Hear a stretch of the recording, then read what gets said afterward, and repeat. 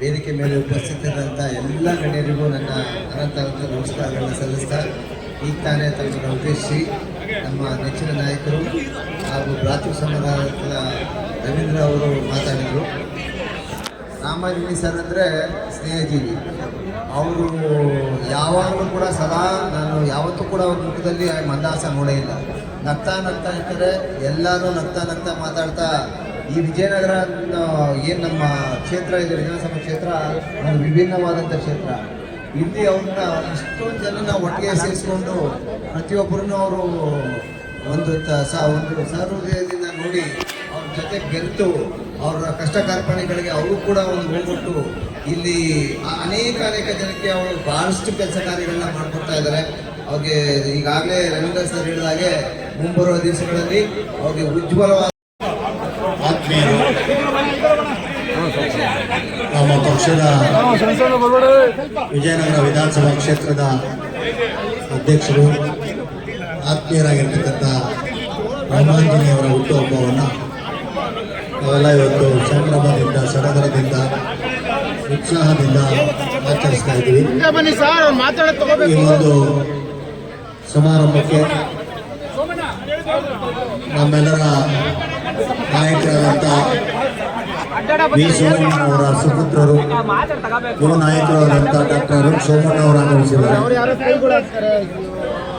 ನಮ್ಮ ಮಾಜಿ BBMP ಸದಸ್ಯರು, ಆತ್ಮೀಯರಾಗಿರ್ತಕ್ಕಂಥ ಡಾಕ್ಟರ್ ರಾಜೂರವರು ಇವತ್ತು ಈ ಕಾರ್ಯಕ್ರಮಕ್ಕೆ ಆಗಮಿಸಿದ್ದಾರೆ.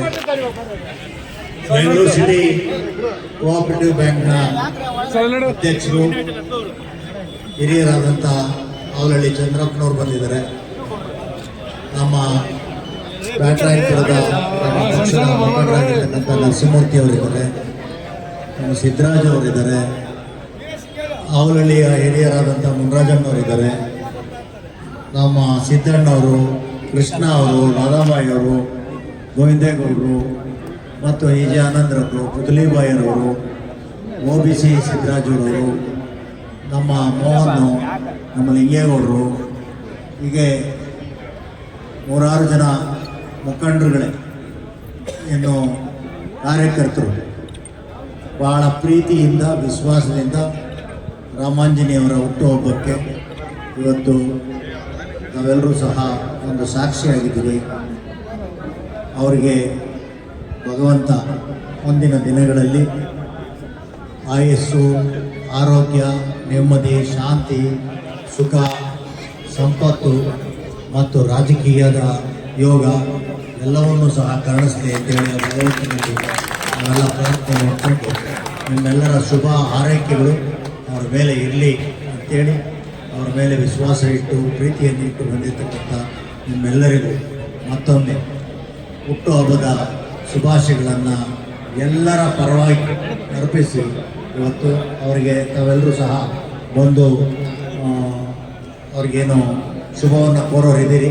ಅದರಿಂದ ನಾವು ಸ್ಥಳಾವಕಾಶವನ್ನು ಮಾಡಿಕೊಡ್ಬೇಕಾಗಿದೆ.